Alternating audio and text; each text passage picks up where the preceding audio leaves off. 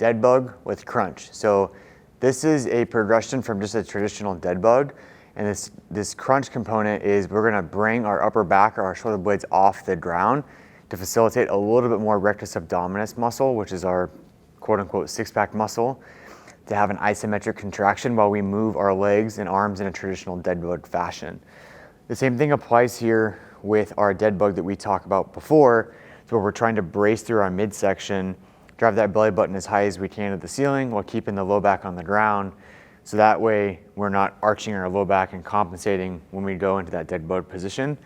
So if you find yourself having a hard time maintaining your position, you're bearing down so hard you can't talk, you need to scale out of the intensity, meaning maybe your crunch isn't as high, or going back to a traditional dead bug where you can add some load into your hands or your legs to increase the demand on your midsection before coming back to this movement. So with that being said, let's say that you have the capacity to do the movement. We're gonna give it a try. So on our back, we're gonna go hands above my shoulders, and then this is the crunch component. So I'm trying to get my upper back or my shoulder blades off the ground.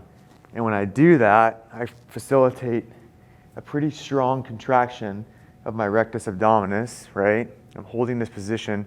Now the hard part here is to not get a ton of stress into your neck by getting in a really forward head position and getting into some extension. So as your hands come up, you kind of want to direct your line of sight forward, so that way your neck or your chin's not protruding way forward, and it allows you to stay in a little bit of a better alignment. So I'm up top, okay?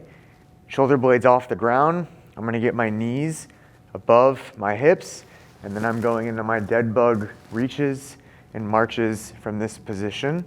Again, while maintaining those shoulder blades off the ground and being able to hold a conversation so I'm not bearing down. Yeah, there's definitely gonna be a little bit of shakiness in your voice while you're doing it, just due to that intense contraction that you're getting in your abs. If getting your shoulder blades as high as possible is too aggressive, scale back down.